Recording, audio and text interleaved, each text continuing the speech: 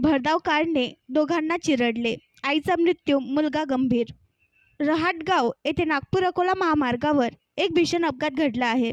रस्त्याच्या कडेला झाडाखाली उभ्या असलेल्या आई आणि मुलाला भरधाव कारने चिरडल्याची घटना गुरुवारी दिनांक 6 जून रोजी घडली. नागपूर ते अकोला नॅशनल हायवे नजीकच्या रहाटगाव बायपासवर हा अपघात झाला. यात आईचा घटनास्थळीच मृत्यू झाला असून मुलावर अमरावती येथील रुग्णालयात उपचार सुरू आहेत.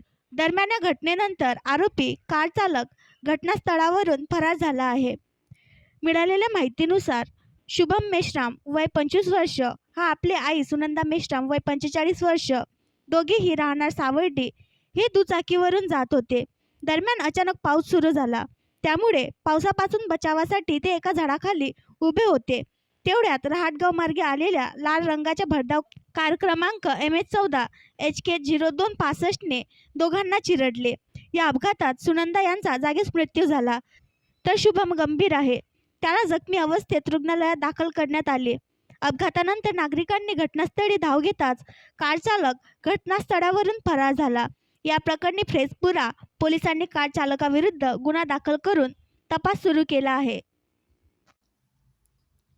आणखी नवीन व्हिडिओ पाहण्यासाठी आमच्या देशमुख एक्सप्रेस न्यूज चॅनलला सबस्क्राईब करा, लाईक करा आणि शेअर करा.